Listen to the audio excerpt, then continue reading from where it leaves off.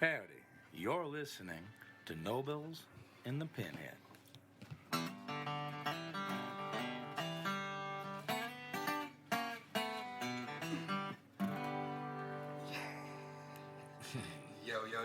Yo, what's up, what's happening? Welcome back, fantasy players, hustlers, and grinders, and now just regular old football watching fans. The regular season is over, and it is now wild card weekend. Playoffs? Don't talk about playoffs. You kidding me? Playoffs? Hey, and your favorite two knuckleheads are primed up as we are ready to continue to do what we do best, which is serving it up hot. That's right, baby. And you're in luck as you're in the presence of greatness. You're sitting here live with me and my man Pinhead in the Pinhead Studios. And as always, if you didn't know, now you know. I am the pride of this here great state, Reggie Nobles. Also known as Big Baby New Year. Hey. 2020. Hey, man, what's going on tonight? Chilling, man. Looking forward to the show. And that's what's going on, man. And with me, as always, is my compadre, my right-hand man, my friend to the end and back again. We simply refer to him as the Pinhead, a.k.a. Mr. Soft Touch. Ooh, I like it, man. Coming into 2020 smooth like. Smooth like. Man, how you doing today, I'm bro? good, man. I'm excited. Man, How about you? I am too, man. I am really too, man. And as always, to our fans, we promise to deliver one of our best episodes to date as we take you on this short ride and review these 4 wild card games. Unfortunately, Stat G is no longer with us as he's taking his talents to the Bull City. Hopefully he doesn't get shot, but we wish him nothing but the best, man. So the pressure will be on you, the listener, to keep up with the facts and check the stats. And like I said, today's show is full of promise. So promises and excitement. So let go. Today we promise to say some funny stuff. We're going to talk a little bit about the world as seen through the eyes of the Pinhead.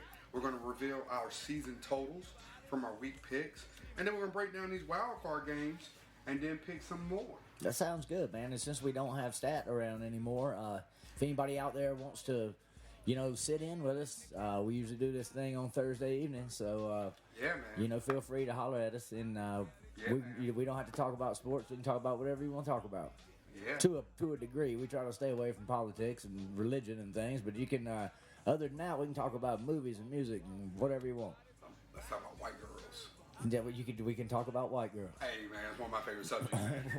We can have a white girl on the show. Hey, man. Hey, now we're talking, baby. Hey, look, man, just then, we picked up about 5 new listeners. So, All right. Man. We're diversifying. So, man, what's been going on with your pen, man? How you been, bro? Man, I've been good. I had a good holiday, and we had a show on New Year's with the Barnyard Stompers. It was really successful. Everybody seemed to have a great time. Good turnout. Yeah, good turnout, man. Everybody was happy at the end. And my friend Casey got to meet you. He was excited. He was like, "So this is Nobles." Right. You didn't tell me. He said, I expected a redneck with a beard. I said, well, I ain't got a beard.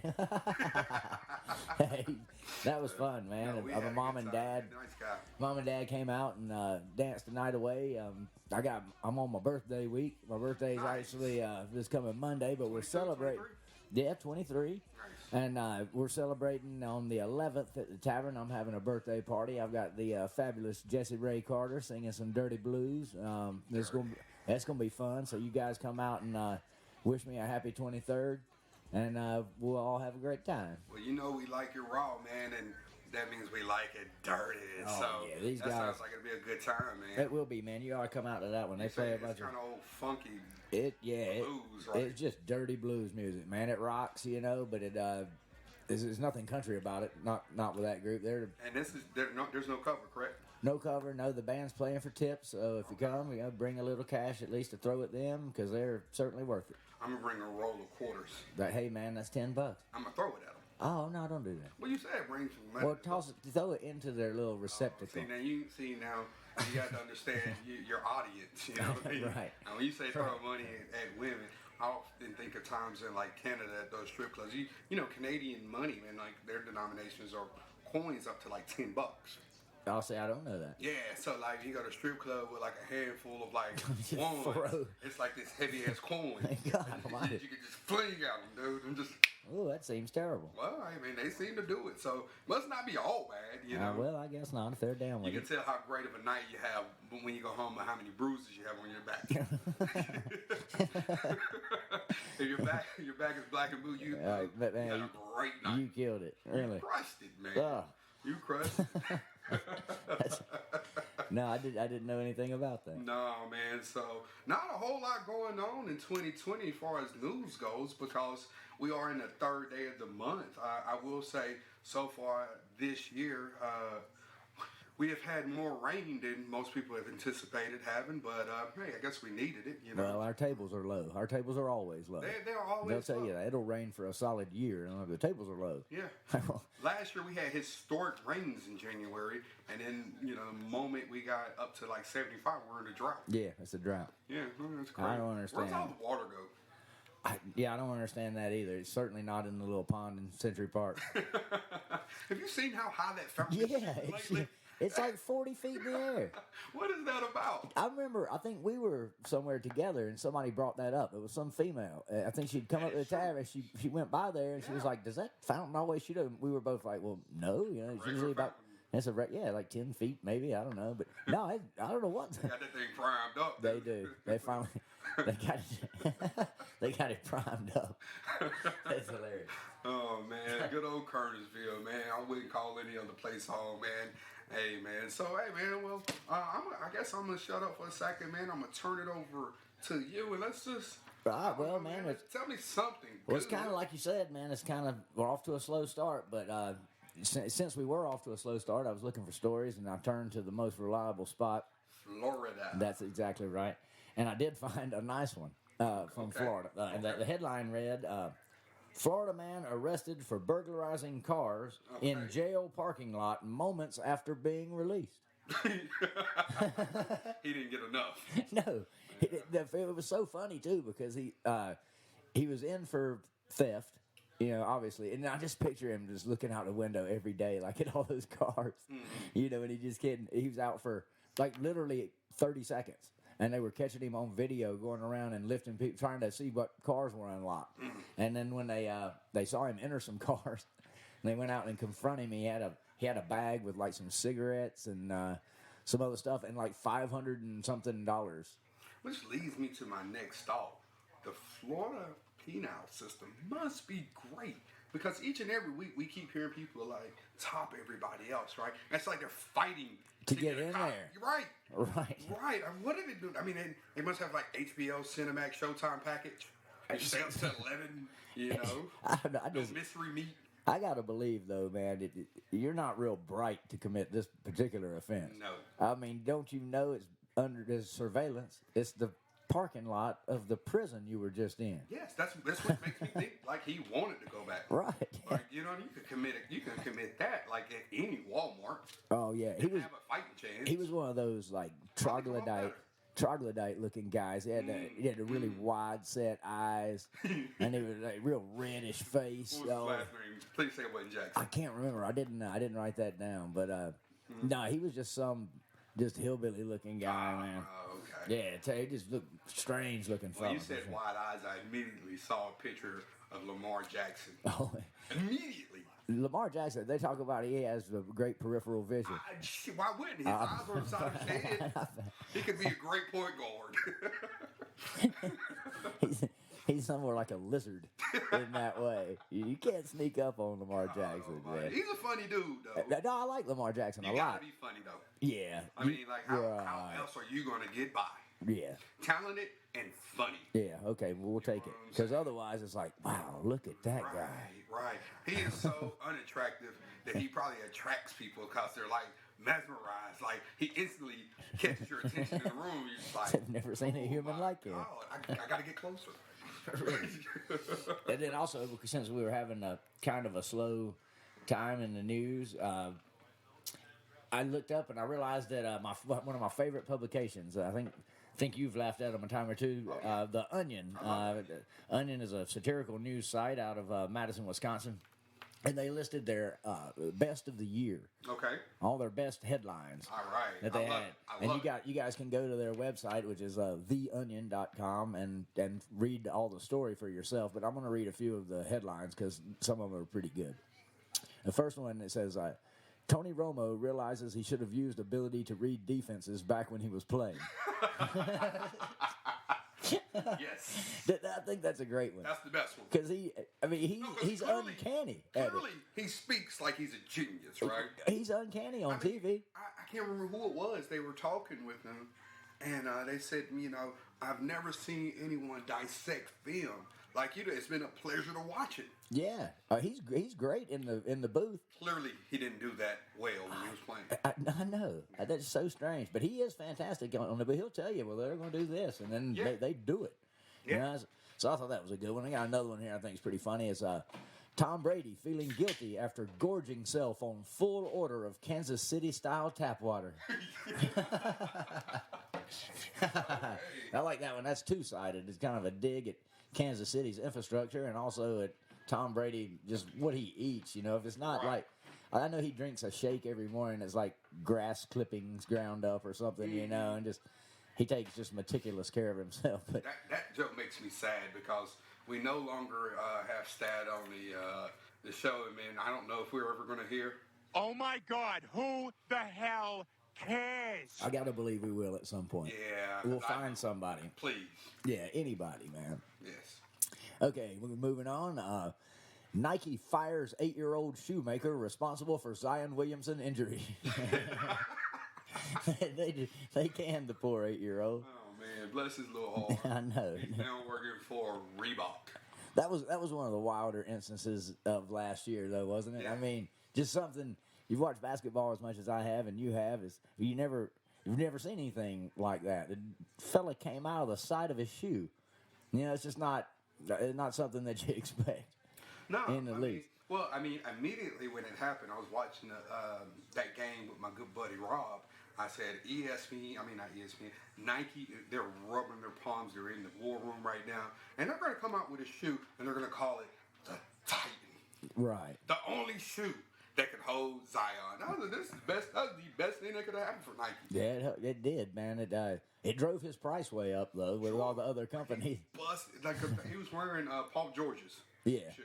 Mm-hmm. Which, it was one of the cheaper Nikes on the market. Which isn't cheap, by the way. Sure.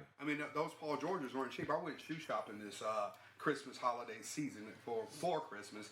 My daughter wanted some of these ugly little shoes. They're called Huaraches. And I don't know, those things retail right now about $120, $125, somewhere in that neighborhood. And I thought I stumbled on a great deal at like $90, right? Mm-hmm. Only to find out they were the kids' shoe. What's the difference? Well, about $30, $40. Oh, well, have at it.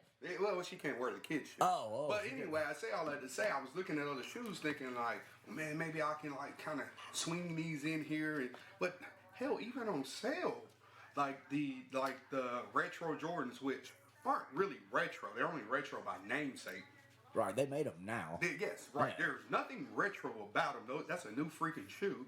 It's not vintage. I guess retro is how they kind of slide it in there, man. But like even some of like as they kind of progress down the line, they were still like $100, man. And my kid does not have a great jumper. Really? That's the only way you get $100 pair of like Jordans in my house if your jumper is wet. Yeah. And she's a lefty. Well, that's a plus. Yeah, but she can't dribble. Yeah. She plays soccer, though. But I ended up getting the little knucklehead, the Huaraches, and they're ugly as hell. She loves them. And I will say this, I'm really proud of her because it's been raining, and she's like, well, I guess I can't wear my Huaraches out. And I'm like, there you go. Take care of your shit. Yeah, that used to be something that worried me when I was a kid because my folks, both mom and dad, pretty young, and I was an avid basketball player from dawn to dusk, and so they would sometimes spring for a little bit nicer shoe than what I didn't care. I just wanted something that fit and was kind of okay because I knew I was going to tear them up, and every time I would get something that was a little better than maybe what I expected, it would just kill me because I'd go immediately put them on and go to the park, and after the first day They're all scuffed up. They got stuff all over. I mean, we're playing on blacktop, man. I mean, they're, but how did you stop? How did you not? How could you not do that? I had to reconcile that in my own mind. Right. Like, well, they know what I'm going to do with them. Right.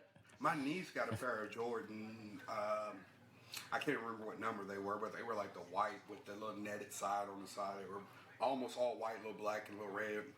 That describes pretty much all of the Jordans. But anyway, whatever number they were retro. And she got them. And this was maybe 2 or 3 Christmases ago. And I went over to visit my sister and her family. And she was walking with her toes up on her heels. Baby, what in the hell are you doing? She didn't want to crease them. Oh. And I was like, well, I don't want any type of shoe. Where you had to walk like that. Right. Damn how it looks. I like comfort. Right. I'm built for comfort at this age. I hear you, man. You know what I mean? Yeah, me too, man. That's one of the best things about me getting a new pair of boots, man, is just you can't wait to wear them. Wear them every chance you get because the more beat up they are, the better they are. They feel. Yeah, the better they feel. That's in stark contrast to tennis shoes that, were $150 or whatever back in the late 80s. Right. And you get those and go tear them up, man. You're a 12-year-old. You feel kind of bad about it. And then we all had to have some type of moral responsibility to keep the 9-year-old Asian population employed. So crease your shoes, kids. Right. Yeah, absolutely. Think about the world. No kidding, man. They're so selfish. Okay, and there's another one. This one's from the Super Bowl. It's a Super Bowl halftime show marred by functioning sound system. Boy, we've had some stinkers lately, hadn't we? Yeah. Boy, we have had some bad ones lately. Yeah. This last year wasn't any count. The Bruno Mars. Bruno was the dude. He was pretty good. As far as the recent things go, I'd say he ranks the best. The Black Eyed Peas. It was whatever kind of sound system that was terrible because there's no way that they could be that bad. Well, you brought up a good point. I think we're watching my man Mecole Hardman return that 104-yard kick return, and it appeared that he stepped out of bounds. They had to stop the game to look at it, and you said, well, how does the NFL not have technology to pick that up? Right. They're bowling alleys have it, as you put it. Yeah, and have forever. So basically, what conclusion I've come to is the NFL will not spend $1 on anything other than rich old white owners. Yeah, that's probably true. If you could put the little line like you have at the bowling alley, when somebody's foot touches the line, it lights up. Or registers somewhere. It's a one-time cost, right? Yeah, and it's not much. It can't be. Countryside Lanes has it. They do. I don't know why the NFL, and we talked about how tennis uses their instant replay, and it's basically the whole court is graphed out. Right. And it feeds into a computer, and whenever they go to the replay, it'll show the ball, it'll show the trajectory of the ball, and it'll show exactly where it landed in relation to the lines. Right. Yeah, I don't understand. Can imagine tennis having quite near the money as the NFL. It doesn't. No. And so it just kind of leads you to believe that maybe the NFL just wants the games to be longer. The longer the games are, the more commercials you can show. And really don't give a damn about the halftime because we're not paying you to be there. They don't pay the talent.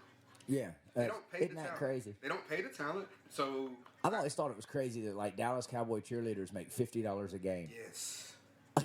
Yes. I guess they go out and make personal appearances and get paid for that and stuff. Well, but they have to. Yeah, because you can't survive on $50 a week. No. And all the practice they have to do. No, man. It's pretty competitive. The officials all have other jobs. It's pretty competitive to make $800 a year. That is a competitive job. It is. It really is. That might be the most competitive job in the world for the pay.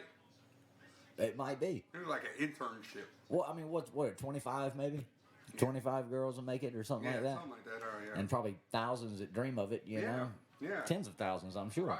What a great... They had a reality show based I remember that, yeah. I never really watched... I didn't either. I saw it a time or two, just at least parts of it, when the girl was just like fat shaming them, like you're gonna have to lose about 20 pounds. They're just skinny already, 108 pounds. Right. We're gonna need you down to 92. Yeah, we're gonna need you right. We need the wind to blow you. There's you know? no doubt. All right, and we'll go back to the onion here. We'll stay in the world of football. This is a good one. Giant demonic hand burst out of ground, drags Bill Belichick back to hell. That's fun to see, man. Oh man, we don't have stat here to be I right. know, man. He would have cut up on that. Oh, these are so good. Here's another one for stat. This one means least of all, says Tom Brady, accepting Super Bowl trophy.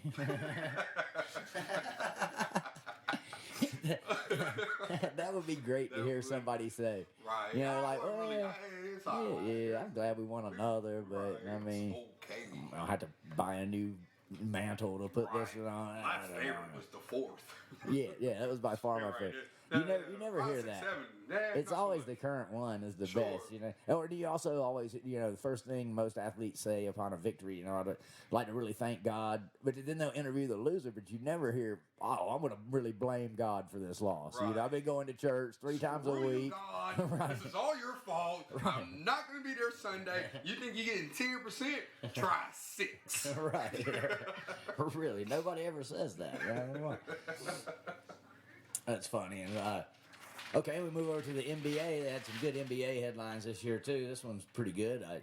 Dedicated Russell Westbrook stays late after practice to miss 100 extra shots. Oh man! Wow. That guy can't shoot. No, that means he probably took about, God Almighty, about 400. I mean, he shoots about 20. I mean, yeah, no, he probably took. I don't know. Yeah, he's actually done a lot better this year for his shooting percentage goes, and I think that has a lot to do with him being able to take better shot selection. Yeah, and just not as many. Right. Well, that ain't. I mean, you know, now his role is completely changed. You know, I don't really need you to shoot the 3. So let's not do that, Russ. You know. Right. And Dan Antonio's got them playing really good ball, man. It's a really good team out there. The West is tough. It is. Really it makes the East look like a milk run, man. Yes. I mean, it's the good teams in the East should be the good teams in the East. Yes. All right, now we'll jet over to the world of hockey, which we rarely do on this show. I don't know if we ever have. This is the first time. Yeah, St. Louis officials encourage celebrating Blues fans to just burn the city down and finally end this. More of a commentary on the city of St. Louis than the NHL. You know, it's funny though because the Rams were in St. Louis and were very successful, and they could not get any support. Yeah, Which is crazy. St. Louis is a baseball town. But then we go up to Cleveland, where the team hadn't had success in decades, And they pack it in. they pack it in. That's probably not much to do in Cleveland. No. All right, good. Now we'll touch on another subject we've never touched on here, I don't think. This is from the world of soccer. Oh. Yeah. I guess you know that the women's soccer team, you know, is so good, and Absolutely. the men aren't, you know, so whatever. But it says a U.S. Soccer Federation argues it ridiculous for female players to expect same pay as huge stars like Daniel Lovitz and Georgie Mihailovic. Huge star. That's right. Household names. I don't know who either one of those guys are. They both walking butt naked with a pizza, and I couldn't point them out. Oh, see, not a day goes by that I don't speak about Georgie Mihailovic. Oh, okay. Yeah, I mean his dazzling footwork, and just the stamina and strength of Daniel Lovitz is really a sight to behold as well. Daniel Lovitz sounds like a fictional character. It really does. I just made that up. Yeah. Georgie Mihailovic is Mihailovic is probably real though. But I don't know, man. But it is funny how in this country the women's soccer team generates much bigger stars. Absolutely. Bigger fans. Yeah. Bigger crowds. Mm-hmm. Bigger everything. I mean, you know, I actually our friend JD, who's probably listening to this podcast right now, during that run the women had, you know, this incredible run with Rapinoe and Morgan and all of these great stars that team produced. I mean, I remember watching a couple games with him. You know, Buckle, another cat. I mean, the women's team is just awesome, and they don't get any notoriety, and most importantly, they're not getting paid. Yeah, and I know, man, and their product. To me, I'm not a soccer fan, you guys. It bores me absolute to tears. Mm-hmm. But watching the women play doesn't bore me any more than watching the men play. It's pretty much the same experience for me. I do feel like tennis. I would rather watch the women. The men have gotten to the point, and just the technology and the rackets has gotten to a point where the men, it's just a big serve game. Right. Then the women actually volley and get in long rallies with each other, and that's a whole lot more fun to watch to me than just wham, and you either return it or you don't. Right. And then we go on to the next point. And Right. to me, that's essentially what men's tennis has become. It's totally different than in the days of the wooden racket when we were little kids. Because guys could spend whole careers up at the net, and just be quick with it. Bing, bing, bing. It's like they're playing ping pong. But now you lose an eye doing that, man. You can't do that. So everybody just stands back at the baseline and just slams it. The women are more fun to watch for me, though. Absolutely. And they probably the tricky thing. I would think that women would deserve equal pay in tennis because their product to me is better, but. Then there's still the argument that they play 3 sets, men play 5. Right. So I mean, okay, I get it. The men work harder. Okay, but whatever. I don't know. That's for a different day. Sure. All right, now we're gonna go back to the world of the NBA here in the lovely Onion review of 2019. This is a good one, man. I like this one a lot. Kawhi Leonard worried he's succumbing to glitzy LA lifestyle after purchasing flashy 2016 Subaru. Kawhi don't spend no money, dude. No, he don't. But you got it's kind of admirable, but it's also kind of like I like the guy. I love his game. I love his game. I mean, he's a goofy type guy. When you hear him being interviewed, he's very goofy. It seems real nerdy. Yeah. But he seems like a guy that I'd like to hang out with. But dude, step it up. Really, man. You just won an NBA championship with the Toronto Raptors, and then you signed a bang-up contract with the Clippers. Spend some. Yeah, or man. give me some. Yeah, man. Donate to charity, man. It's for a good cause. No doubt. You got plenty, man. We saw the numbers. Hey, here's one. This one's good. It's always good to pick on kids. I think that's fun. Always. Yeah, this is Nobody likes it. Report reveals Little League pitchers could avoid overtaxing their arms by, getting somebody out.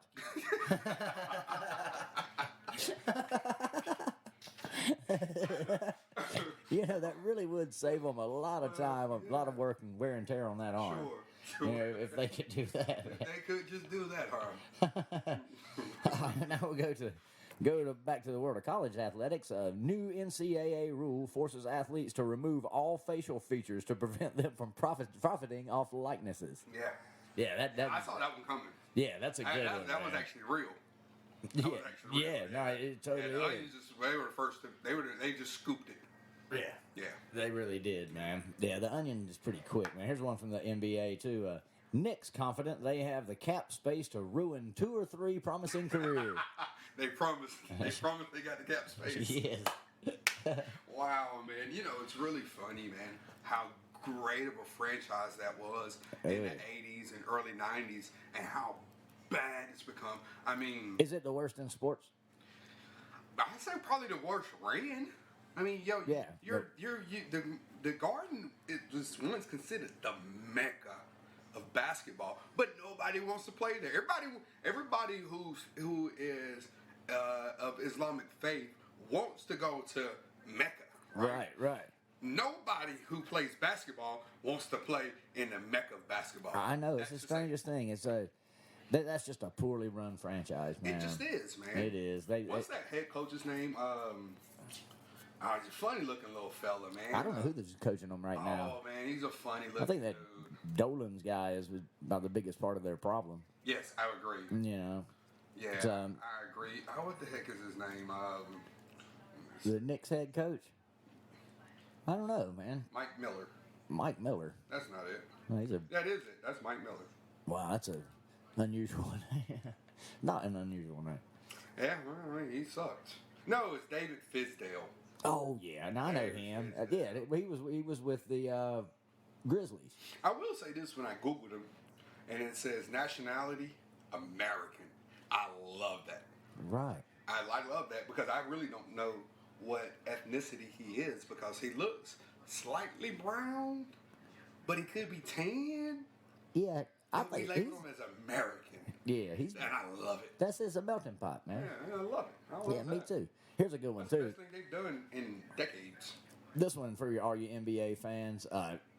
It leads off with a picture of Kevin Durant, and the headline reads: "Employee using up sick days before leaving company." He did that, didn't he? Definitely. He rode the pines, man. There's no doubt. Hey, man, hats off to his agent, though, man, for getting him a bang-up deal, you know? Oh yeah, he got a great deal.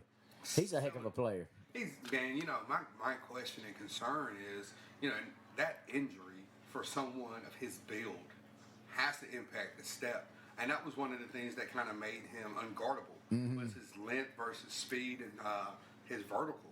You know what I mean? He was almost unguardable. But he's going to have to lose something there, right? Maybe some speed, maybe a little bit of his vert. Yeah, you would think, man.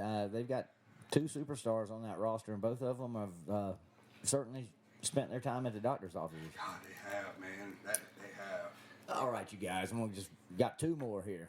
Keep it. This is from the world of the NFL from last season's Super Bowl. Jared Goff pissed he had to miss friend's Super Bowl party for work. He didn't get off work because he was in the Super Bowl. Well, he played like he was pissed Yeah, he did. It for was not being there. poor showing. Okay, and then finally, this is one of my favorite ones, man. Retired Marshawn Lynch goes into yeast mode while baking.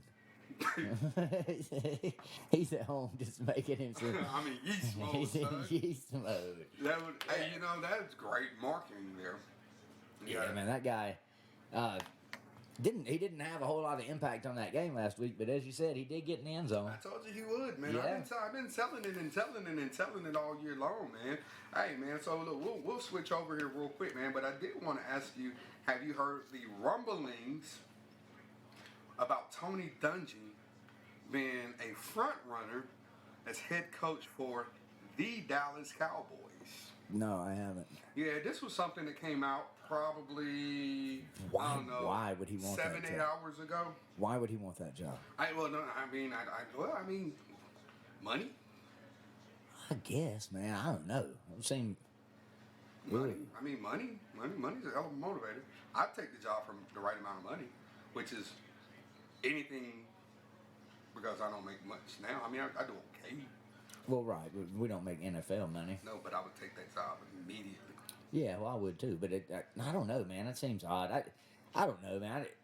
The Cowboys are. I don't think it's going to matter who they hire. No. As long as the word's still coming from on high from Jerry, then that's the way it's going to be. Well, that's the way it's got to be, man. That's the way it's got to be. So, yeah, man.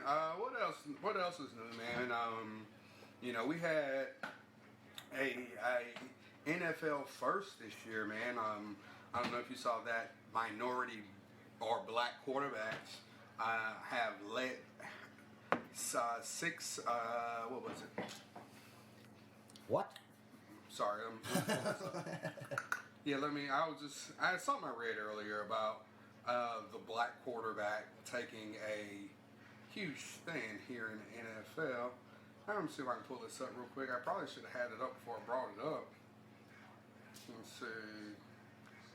Well, it seems, I don't know the numbers, but it seems like there are more black starting quarterbacks now than ever before. Mm-hmm. Okay, here we go. I got the article up. It says, this is the year of the black quarterback. Groundbreaking metrics. Let's see. Of the top 7 signal callers in total QBR, 5 are black. Lamar, Patty, Dak, Russell, and Deshaun. All of them. Well, and Jameis Winston led the league in yards, passing yards. He did, but it was QBR. That's what the metric was. Okay, based right. on. And they all have a season best higher performance than both Hall of Fame Peyton Manning and Tom Brady this year alone. You know, so the only black Hall of Fame quarterback was Warren Mooney. I did know that. I Yeah. did not. Well, there's not been. I mean, you Well, know, there ain't for the been many. longest time there wasn't hardly any. You know, and then we're just now coming into kind of a golden age. Mm-hmm. You know, for the longest time there weren't many, and you had like Doug Williams, but Doug Williams is not a Hall of Famer No. type. You know. No. Warren Moon was a shoe-in at because you know it's the Professional Football Hall of Fame. Right. So they took into account his Canadian numbers, which were unbelievable. If you add his Canadian numbers to his NFL numbers, he's the best quarterback by a million miles stat-wise. Mm-hmm. Just, you know, not championships and things like that, but just pure numbers. Yeah. Well, in hometown news, the Panthers will be interviewing offensive coordinator from the New England Patriots. That was approved, so Josh McDaniels will be making his way down to Charlotte at some time. Oh, well, he'll tell them that he is, whether he shows up or not. You know, he might even tell him he's to take the job, and then be like, "Yeah, I don't know, maybe not." Done that before. Yeah, that doesn't endear him to me. I don't like that. Yeah, I mean, you know. But he's well regarded. Everybody, you know, seems to really think he's the hot ticket. But yeah, man, there's something to be said for being a man of your word too. What about old Riverboat Ron picking up a job so quick? Yeah, man, it's not a surprise. He's putting together a good staff too. What do you think about it? Who wins more games next year, the Panthers or the Redskins? Talent-wise, we should. You have more talent. You also have more talent in your division. Right, talent-wise, we should. I guess it all comes down to one important factor is going to be health. You know, what's the best ability. Yep, availability. And without Cam, you saw quickly how that team could be exposed. You know, right now, if you drive through Charlotte, which I did just a few days ago, there are billboards everywhere, keep Cam in town. So the city is fighting, and hopefully the owner listens out, David Zappert listens out to the immediate population. And I mean, I had this conversation over New Year's with a few friends at a New Year's party about, well, the Panthers owe them $19 million, and I'm trying to explain to these guys, $19 million is no money for a franchise quarterback. And I know that sounds silly when you and I talk about it with our peddling wages. Right, but it's really not. Yeah, no, it's a good deal on the market. You know, they should probably keep him. I don't know, man. That's a little bit beyond me too. As far as I don't choose to follow the money end of sports. Sure. So I don't know how that all would affect, and I know a lot of decisions are made about money more so than just trying to win on the field. But again, I just don't have time to worry myself with that. Now I enjoy sports, but in 2018, just to give you a point of reference, in 2018, the franchise tag for a quarterback was 23.1. Right. So you're under that. Right. You know what I mean? So it's a great deal, you know. So anyway, man, well, let's go ahead and mosey on over, man. Let's you want to see where we stacked up last week? Yeah, let's do that. All right, man. Well, we both picked some bad games that should have been good.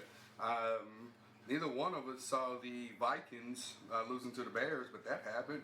I think we both picked the Colts over the Jags. That didn't happen. Were there any other surprises? Oh, yeah, nobody. And we can give Stat a credit on this because we know he picked his Patriots to lose to the Dolphins. So there was three right there that everybody would have lost. Your boy Nobles, I finished 9-7, and Penn, you finished 7-9. Ah, well.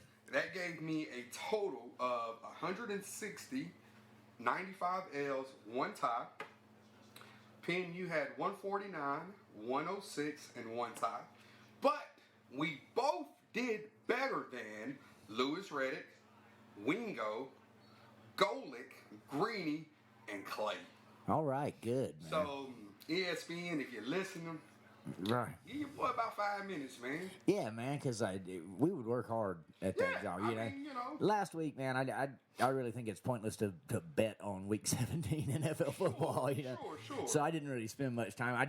Once I realized that the Vikings weren't playing any of their starters. They're resting a good number of them. I thought, oh well, that's probably a terrible pick. Sure. You know, and they still kept it close. But I mean, that's my fault. I didn't put in the due diligence to realize that. And I still might have picked against them. Yeah, maybe. I mean, they still almost lost. They had a commanding lead. Yeah. And almost gave it up. Yeah, they did. Against the backups. Yeah. They're not good. No. They're not good. No, not a good team. So, and then Stat, he did pretty decent this year. You know, we're not going to penalize him for last week. He finished with 141, which was actually still more than nobody. So, yeah, all right. So We're anyway, good. pretty Well, that's decent. good that was good that we finished ahead of those. Yeah, the ESPN. And that was just the ESPN guys that I checked out. I didn't dig deep. I could have probably went to the Monday Night Countdown guys, the Fox guys, the CBS Sure, guys. right. You know, but I'm pretty sure that we ranked right there with them or above them. Yeah, we weren't too Based far off off. of the sample size that I saw. Yeah, we weren't too far off, man. That's pretty good for our first time doing that. Two jackasses just Yeah. hanging out at the Pinhead Studios. Yeah, having I'm a a good time. I'm a basketball fan. You wouldn't know it from listening to the podcast, man, but you're a fan of all major sports except soccer because it's not a major sport. Oh, stern. So what do you think, man? Should we talk a little bit about the wild card weekend, man? We should. How about we see what our favorite Playoffs? handicapper Don't has to talk say? about playoffs. Well, You kidding me? Playoffs? Unfortunately, Mr. Blurred Lines was under the weather this week, and he's been terribly busy at work. With all of the events coming down to B. Christopher's. If you haven't been down to B. Christopher's, you should immediately do so and get the lamb. Get the lamb with the mint demi glaze. Oh, it's banging, man. Oh my God. Oh yeah. So yeah, you've been there. We've had the braised duck and the goat cheese risotto. Oh man. I tried to make that. I came home literally the next day after we did our ACC preview. I come home and I bought some risotto and I bought some goat cheese, and neither one of those things were cheap. And I got the recipe down. I'm like, all right, cool. And all I did was make some mush. It didn't taste good. Yeah. Yeah. Well, they had some kind of trick. Well, yeah, they knew what the hell they were doing. Yeah, everything that they served, we had a little sampler deal they brought out to us, and everything they brought was excellent. Oh man, it was spicy ravioli with. Oh, that was good stuff. It wasn't it? Oh, and the beef, whatever that was. Tenderloin. Yeah, it that was just. I mean, it was fork tender, man. But it really we was. can B. take Christopher's. We can definitely take a pause for the calls, man, and regroup. And then when we come back, man, we can knock these 4 games out. Yeah, let's do that. All right, cool. And we are back. Let's talk a little bit of wild card weekend, man. Let's head over to Texas, rather, where the Buffalo Bills will be hosted by Houston. 4:30, this game will be on Saturday on ESPN. The Texans are a 2.5-point favorite. Over-under in this game is 43.5 points, man. I'm going to defer to you, Pinhead. What do you think about this ball game? I think this is a tough call, don't you? I think it's a tough call. Yeah. I'm making my picks this week on the quarterbacks that I trust more. So I'm going with Deshaun Watson on this. Okay. I just trust him a little more than I do Josh Allen. Well, you know how I love what Sean McDermott has done up in Buffalo. This team is stacked with tons of potential and so much youth. I think the future is really bright from him. Third-year cornerback Trey White tied the league in picks with your boy Gilmore up in New England. He'll see his first Pro Bowler. They've got 9 alternate selections to the Pro Bowl this year. Rookie running back who finished 15th in overall rushing yards per game. He averaged 5.2 per carry. Devin Adu had 5 touchdowns and 775 yards, all while spelling the legend Frank Gore, or Frank the Tank, as we like to call him on this show. And Josh Allen, he hasn't racked up any major stats, but his last 11 games, he's only had 2 turnovers, and he's thrown 9 this season. Yeah, he's played really well, man. They were a pleasant surprise. Right. They're a hard-nosed team. They remind me a lot of the Titans. They play real kind of similarly to the Titans, I think. But the Texans, I just think that the Texans have been so up and down. It's really been hard to pick their games this year. But I think if both teams play their A game, then Houston wins. Well, I just think they just have more talent. Well, the Texans, in my opinion, have been very inconsistent. Very. And it's my belief, had Travis Henry been not hurt week 15, they would have lost the South. Derrick Henry. What I said, Travis? Yeah, Yes. Travis is somewhere having babies right now. Sure. Derrick Henry. Remember that dude had 20 kids, about 18 women. He was a busy fella. He really was, man. Wrap that thing up, little fella. The combination of Watson and Nuke hasn't been what we would have expected coming into this season from that duo. However, Watson has had an impressive season, finishing 7th in passing yards, 8th in touchdowns, 7th in QBR. The Texans' defense, though, has been what really troubles me in this game. They're going to need all the help they can get. Luckily, they'll be bringing back, future Hall of Famer J.J. Watt. But they're one of the worst defenses in the team, only giving up more yards per game than the Bengals, Dolphins, Lions, and Cardinals in that order, which is shocking. It is. I do think they'll get a boost from J.J. Watt. I don't know how much it'll be. I just think I think that Watson will find a way to win this game. I'm taking the Texans. Well, man, my these two teams didn't meet this year, man, and my gut is telling me to take the home team. However, I've been riding with the Bills all year, so I'm gonna keep with that. I'm gonna go with the Bills in this one. Okay, I figured you probably would. You've been on them, and they're a good team. They are. I think the 2.5 point spread shows you how close this game could be, because we know the boys in Vegas didn't build that huge city from not being right, so we shall see. Yeah. All right, there goes the bell, ladies and gentlemen. Ding. Well, let's go to New England in Foxborough. 8:15 game on CBS. Tennessee Titans will be hosted by the New England Patriots. The Pats are a 4.5 point favorite. The over/under is 44.5 points. And again, this should be another good ball game, Penn. And I'm gonna defer once again to you. I think you're right too. I think this will be a good ball game. I really think the Titans, if you look at them over the last month, have probably played a whole notch better than the Patriots have. Right. But again, they're at home. It's the playoffs. I've just not seen enough bad Patriots yet to not pick them. Right. Do you know what I mean? I do. I've seen some bad Patriot stuff, and the most of what I've seen has been lately. Sure. So I certainly have pause when going against a tough, hard-nosed team like the Titans that does a thing that travels. They play hardcore defense. They stop the run, and they can run it. Yeah. Those things travel. They really do. And they're a hungry team. They're a hungry bunch, and they know how the Patriots operate. Yeah, they do. They do. There's a lot of factors. It would not in the least shock me if the Titans won this game. It would shock me if the Titans got blown out. That would shock me too, man. But I'm gonna pick the Patriots just because I haven't seen enough bad Patriots yet. Well, man, you're going with the chalk, man, because everything that I've seen has indicated that all of the pros are going to go with the Pats, at least to cover anyway. And why not? Belichick has won 31 out of 42 playoff games. Well, they're not a home dog, are they? No, they're a favorite. Okay. They're a favorite, but he's that's the most in history as far as playoff wins.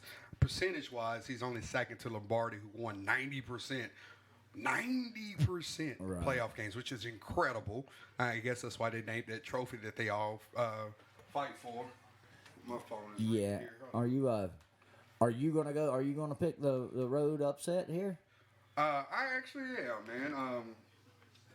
Again, Belichick he usually dominates his former assistants. Just ask Bill O'Brien, who was 0 for 6 against them. I think the question comes down to, though, who's playing better football for us at the quarterback position, and who would you rather have at the helm, Brady or Tannehill? Now, I think you got to go Tom Brady Tannehill's never sniffed a playoff, has he? Never. I think you got to go with that. Until we see, I haven't seen the kind of poor play out of Tom Brady that you saw at the very end of some of the other great quarterbacks' careers. No. The Peyton Manning, the Dan Marino, where you could just oh man, it was just painful. It was clearly over. He still got enough zip on his arm and stuff. I still would have to trust him more than I would trust Ryan Tannehill. I think he'll get it. I can see Tannehill getting in a big moment and it being a bit too big for him. Sure. Well, it's funny that you bring that up because, everyone is talking about how bad TB12 is, how much he's fallen out, and how little he's accomplished. But let's talk about his accomplishments this season. He's 7th in total passing yards. He's 13th in touchdowns. And he's completed 60% of his passes with a lackluster wide receiver crew. Tannehill, on the other hand, He's actually completed 70% of his passes. He's only played in 12 games. He started in 11. He's sitting at 9th in QBR. And he's only thrown 6 picks this year. So I think, again, to answer that question, who would you rather have when the game's on the line or in a playoff moment? History says that you would want to go Tom Brady. But just based off the eye test, I would probably say Tannehill. Ryan Tannehill, he's been balling, man. And this game is going to come down to some basic things in football. Who can run the ball? Who can stop the ball? Who can make the most stops on third down? And special teams play. Most importantly, though, man, that's exactly right. Who will have the X factor that steps up? And I think, the Titans answer all of those questions, man. I think Derrick Henry's going to have a huge game about Sid Travis. I think he's going to get over 100 yards on the ground. A.J. Brown will have a good day. And, Vrabel, what did he play, 15 seasons? A lot. With Belichick? Well, I'm gonna say that I think the X factor will be somebody on the Patriots defense. It might be. They have a heck of a defense. It might be, man. I'm gonna take the underdog again here, man, and I think that their defense is gonna do enough just to keep Tom Brady uncomfortable when his team needs him most, which is going to be in those third down situations, by taking away some of his favorite targets, which is pretty much one guy, number 11, Julian Edelman. The Patriots have not really showed that they can run the ball well. They haven't had anyone step up to prove that they're a playmaker. Tennessee plays type of football that I like watching. And if I can see the Patriots go down in a wild card weekend, I'd love that at home. So I'm going to root for myself in this one and go against you again. So it's me. So you're up. You taking the 2 favorites? Yeah, and I've taken the 2 dogs. I feel like you're going to be right on at least one of them. Well, it's a possibility. There's a 50-50 chance. Yep.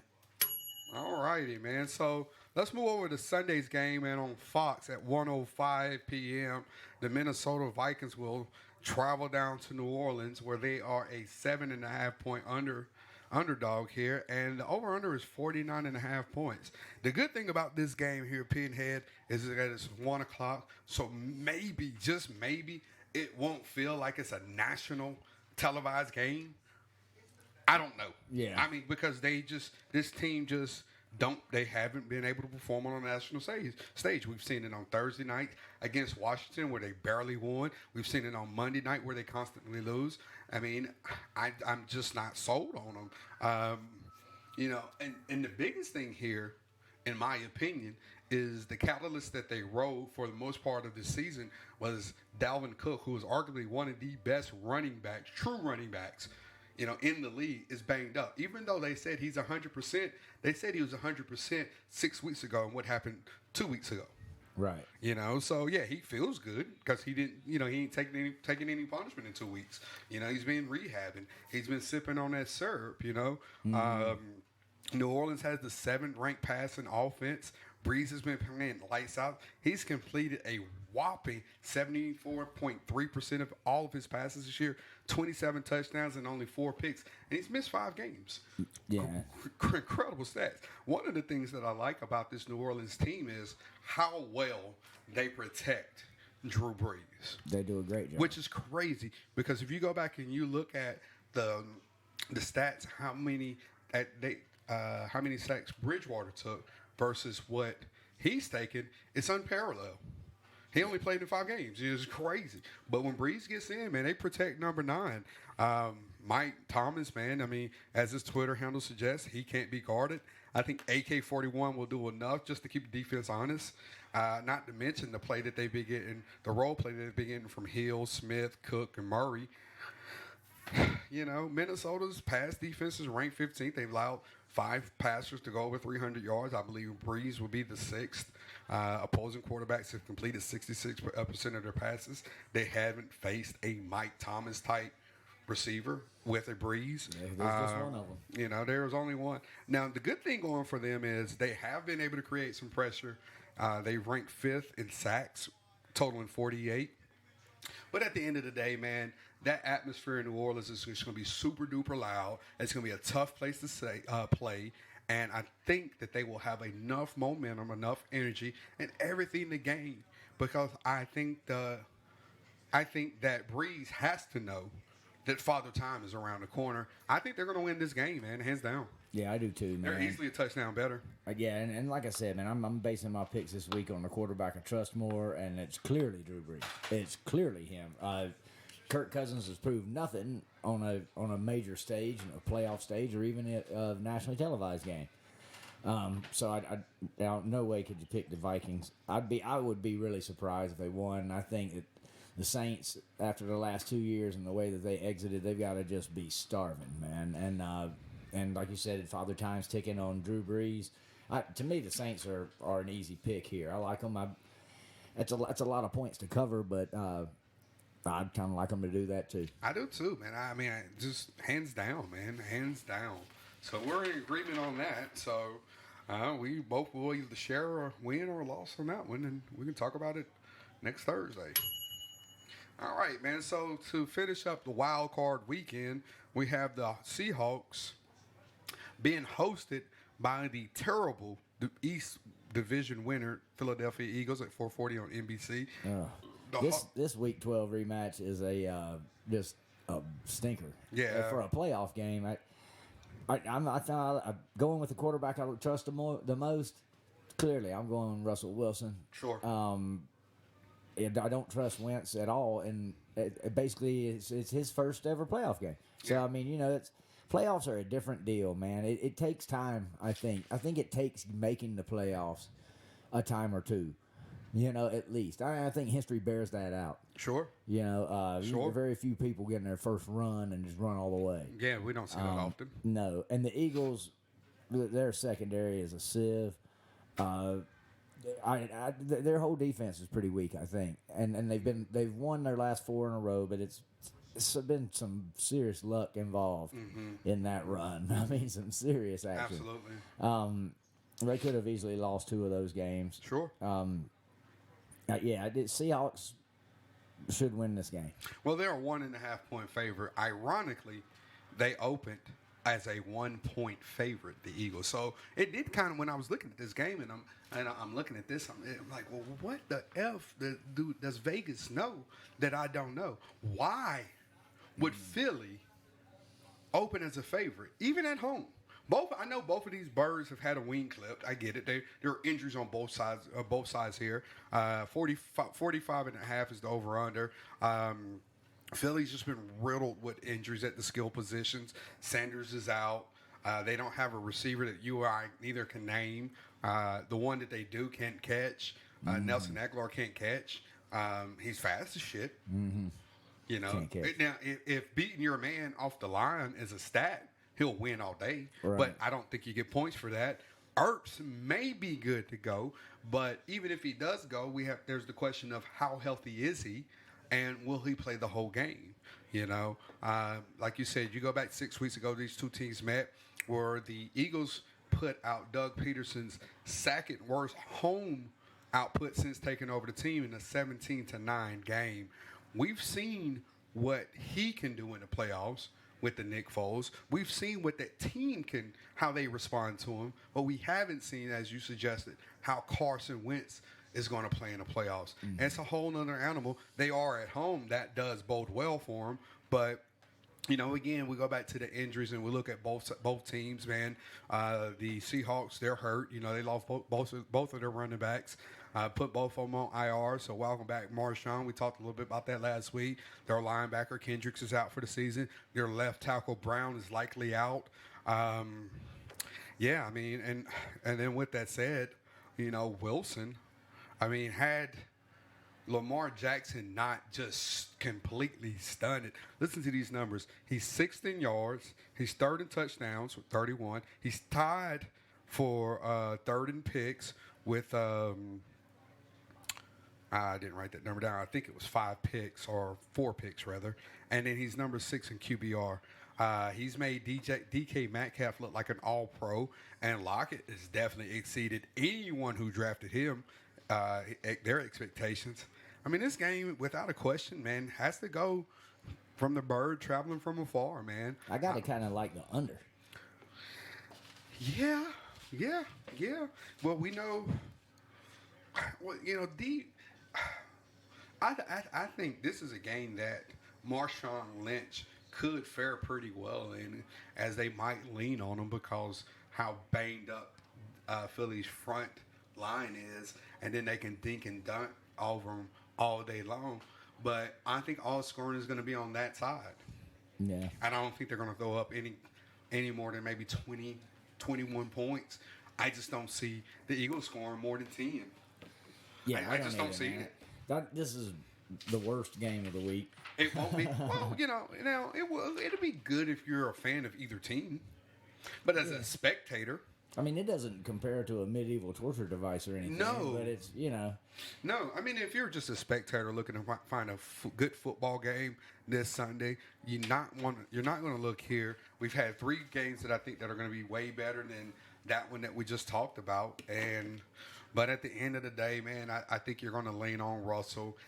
Unfortunately, I don't think that they're going to go much further after this game just because of the injuries. But they should, and here's a question for you, Pinhead. The Eagles are 500, and the Seahawks have won 11 games, but yet they're traveling. They're the wild card. Yeah. And I get it, man. You have these divisions there for a reason. Divisions. But Jesus Christ, man, in a scenario when a team doesn't win, I mean, they're not over 500, should they get home field advantage? Ugh, that's a toughie, man. I don't know. It competitive wise, it doesn't seem right, But the divisions are what they are, and I guess that's tradition, Yeah, no, I mean, it definitely is. I mean, but, we've seen this in the past where actually the Seahawks made this happen to the Saints, where they were 9-7, and they came to New Orleans and gave them the business. Yeah. So, no, I'm sorry. They were 7-9. Right. They were 7-9, and they came to New Orleans and gave them the business. So, but, again, though, I'd much rather see the worst of the 2 team troubles because the way that they have this thing set up, the 4 seed or the lowest seed will play the highest seed, right? We set that up to give the highest seed the best advantage. Well, I mean, if you have more wins, why should you be punished that you're in a better division? And I mean, Jesus, you have to win 8 games and come to some crazy tiebreaker to win your division? Yeah, it is crazy. And I still don't understand what happened. I thought Dallas had the tiebreaker, but clearly nobody was watching the East close enough to figure that shit out. And, they are starting, I think, is this the first year where they're reseeding after the first round? No, they've been doing it for a while. Oh, okay. Well, if they're flexible enough on that, then maybe someday they'll come around on the division champions not being an automatic host. Nah, I mean, for this example alone. Now, if it was maybe 1 game separating them, then okay. The Eagles have 10 wins and the Hawks have 11. Then okay, yeah, then you travel. Maybe say if it's the division leader doesn't have. If you're not have a winning record. Right. If you're not over 500, it's because you're 500. I mean, what the hell, man? So, well, man. Hey, man, but I'm looking forward to the games this weekend. It'll be fun, man. I think that you got some young teams, really hungry teams. Right. A little bit of a different look when you got the Bills and the Texans, Titans in there. So I think it'll be a fun weekend. I think so, man. Well, what do you think about Monday night's national championship game? Oh, and there's gonna be some good football. There's gonna be some good football, man. I tell you what, man. I was talking to some friends this New Year's Eve about the games, on Saturday, and like, man, those were some great games. And everybody was like, well, maybe the second one was, but let's not take away what LSU did here. 7 touchdowns, passing touchdowns in the first half. That's incredible. I mean, if you're a Cincinnati Bengal fan, you got to be jumping with joy. Truly, yeah, you got to. That kid looked unstoppable. It makes it. I know I picked Clemson to win the whole thing, but it does give me trepidation after watching that. Like that was a heck of a show. So I'm gonna have to change my pick from Clemson just strictly to the Tigers. I wonder too, and every time that they Call up interview, your bookie and be like, oh, I got the Tigers. yeah, Give me 100 and hang up real quick. yeah, I told you I had to tell you. Right, dude. What are you talking about? It'll be interesting for me to see, whenever they interview Orgeron before the game, he always says his little spiel about whatever he thinks about the game, and then he ends it up as saying, "Go Tigers." Right. And then he walks off, and I wonder if he'll amend it, maybe go LSU Tigers, Right. or something like that. Well, Go Bayou Bengals. Bayou Bengals. I'm gonna stick with what we talked about originally. I am too. I'm sticking with Clemson, but And we talked last week, man. I was telling you about my man Travis Etienne. Man, I tell you, man, he took over in that second half of that ball game, man, and he really did. But Dabo did a really good job setting that up. The whole first half, Sure. they ran Lawrence. that's right. You're Yeah, right. man. You're right. They did. Dabo's a good coach. He's a damn good coach, man. It feels so weird for me to compliment a man named Dabo. That's what an awful. That's not his real name. I know That's it's his a nickname. But man, stop! It's awful, Dabo. Well, I guess there's a cool, story behind it. It's better than McFarland's nickname, Booger. But yeah, He's just going to be Anthony McFarland. you couldn't call me. You couldn't sit here as a grown ass man Right. and call me Booger and expect to get any type of conversation from me. Like that wouldn't happen, buddy. I mean, I love you. Like now, maybe if like we wasn't recording and we're just sitting around and you call me Booger, then I might be like, ha ha ha ha ha. But like on freaking Monday Night Football, you're not going to call me Booger, dog. Nah, man, that's what you call like your little nephew. Right. Something like that. Right. I'm not your nephew. You know what I mean? You're not going to call me that. I'm certainly not going to call he's a giant human being. He is. I will tell you this, man. I wasn't very impressed with ESPN and how they covered Monday Night Football. However, I was very impressed with the color commentary that he did this year. I really was, man. He spoke very well, man. He was very passionate about the games, super prepared, man, an ultimate professional, and he really rocked it. The cat that he was with, I can't even think of that little dude's name. Didn't really like him. Wasn't really feeling the Monday Night Football cast this year, but I think he did an excellent job. Well, Monday Night Football is so weird. We've been through some really crazy stuff on Monday Night Football. I think back about, what was the comedian's name? Stephen Miller. It was Miller, it wasn't Steven. What is his name? I can see him. I can too. John, not John. Oh, hell. All right. But anyway, he tried to use these $50 words, that nobody understood, Yeah. and they go over everybody's head. It was crazy. Remember they had, for a short time, we had Rush Limbaugh. I do. That didn't last long. No, it didn't last long Nobody at all. wants to hear you. Dennis Miller. Dennis Miller, right? Tony Kornheiser. Yeah. I love Kornheiser, man. And if you haven't, I would highly recommend you listen to his podcast, which it is awesome. I mean, it is super duper awesome. It's super duper funny, man. And he's just been doing this for so long. Mm-hmm. You know what I mean? There's just such a wealth of knowledge there. But he couldn't carry it, man. I guess you got to go back to Gruden and who was Gruden doing it with? I can't remember. I was probably watching basketball. Yeah. But we're going to do a little bit more basketball coverage coming up, too. So. Oh, little round ball, man. And speaking of round ball, I will be taking my talents to the Hill at Chapel tomorrow to watch my boys take on the Ramblers. I saw where your freshman guard had a torn ACL, done for the year. Yeah. Harris. Yeah. He was just really starting to get back in after rehabbing. He hurt himself in high school, too. Yeah. That's a tough blow, man. Injuries are really critical hits in college basketball, and especially in this era where good players don't stay. Right. Because there's such an onus on now. It's such a short season.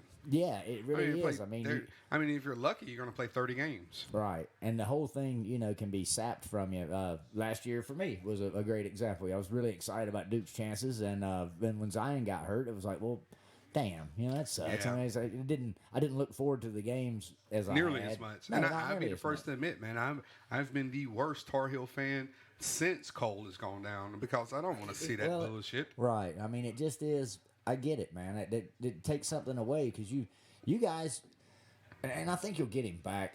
I just hope that there's not any more attrition around him. You can't continue to lose guys around him once he does get back, because he didn't have a whole heck of a lot around him to begin with. Right. You know? Well, and that was, again, if you go back to our ACC preview, that was the knock of this team. If he goes down, man, we're going to be in a world of hurt. And just like that, he went down. Yeah. But again, when you lose 6 players, 5 being your top scorers, I mean, what do? You're in a rebuilding year in a league that's set up to where, you know what I mean, if you do finally manifest talent that's good enough to carry you as a freshman, you're not going to be there next year. Right. So, and it really killed us, because when we brought in Cole Anthony, we lost 7 Woods to South Carolina. Right. I mean, 7th could have stayed and could have been getting his major minutes right now, and it's time to shine.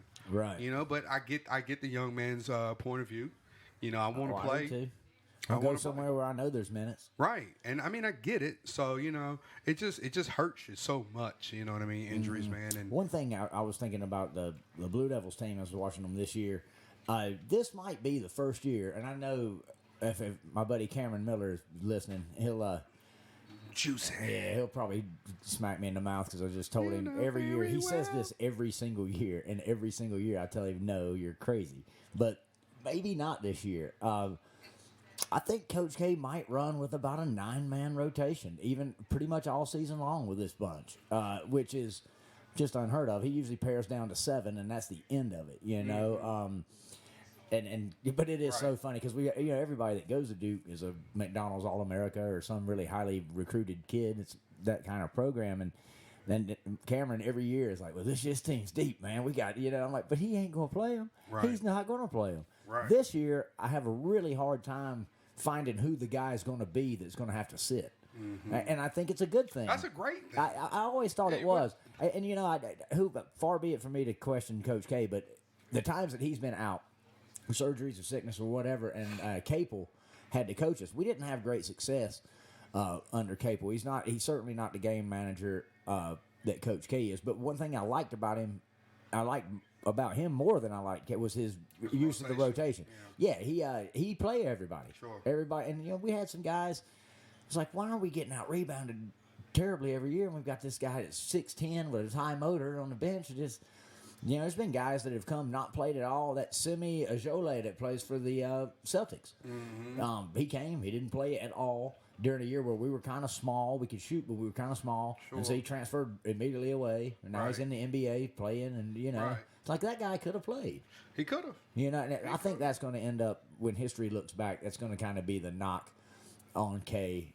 He's going to be hard to knock him. He's pretty light. But I think that would be. I mean, we can all sit back. Well, that's a solid argument. We can nitpick, but that's a solid argument. I think that's a solid argument. He could have won a few more games. Well, you know what I mean? We might could have won a few more national championships. I think certainly through the J.J. Redick years. Well, I think that's where it really shows. When you get into that tournament style play where you're playing games and so close. Sure. 4 years in a row, Redick lost his legs. And you have a player that loses legs, you have a player that gets hurt, you have a player that gets winded, whatever the case may be, and you don't have the next man ready who has actually played with that team, it shows instantly. Right. And then you lose a game that you could easily win if you go back to the regular season. Yes. I don't think anybody Duke has lost to in a run to the title could have beat them in some of their better team years. You look at Okafor. Yeah. Jabari. Mm-hmm. Even the Kyrie team where he barely played. You look at those teams and you look at who knocked them out. You face them guys up 10 times. Outside of that one they won, I think Duke sweeps it. Yeah. But again, I think it comes down to having your team ready for tournament play. And I mean, again, though, everybody coaches how they coach. They have a system. And one thing that you're not going to tell an alpha how to do is run his system. Yeah, no doubt, man. That would certainly be. I'd have if I ever get an audience with K, that would certainly be a question.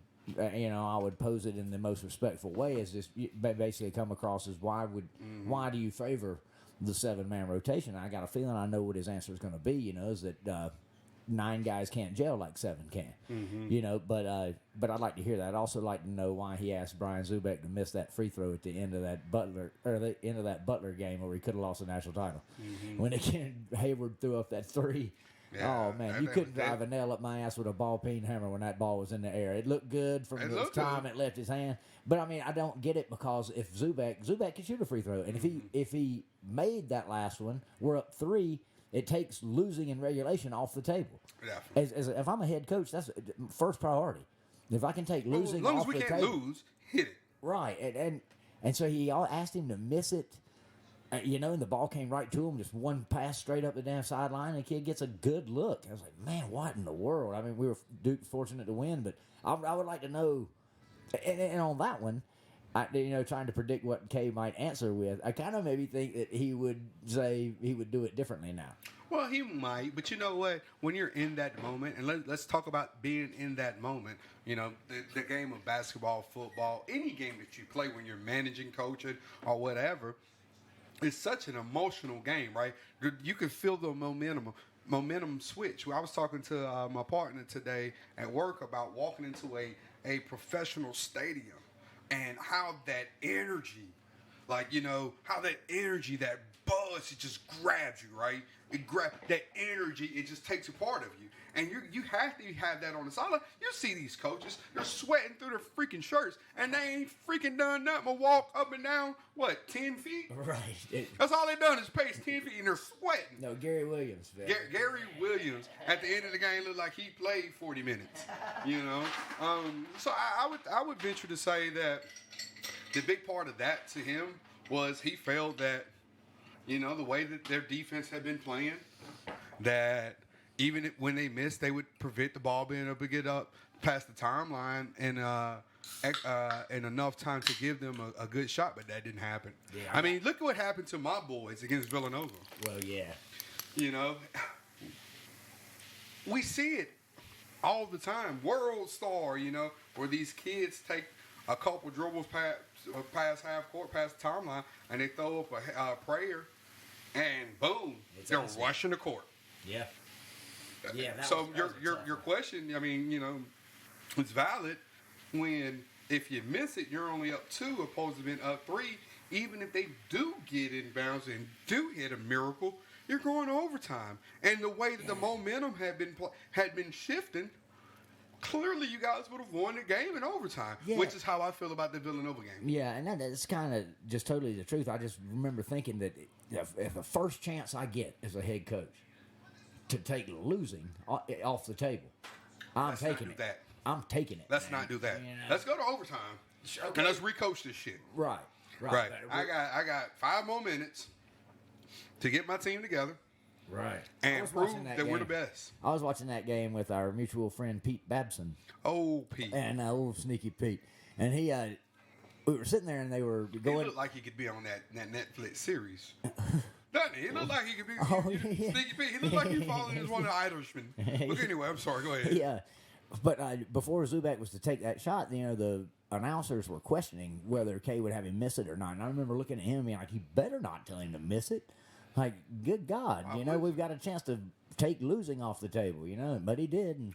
But it all worked out. And at the end of the day, if you asked me that question and I was Coach K, I'd be like, well, man, let me ask you this, son. Did we cut the nets?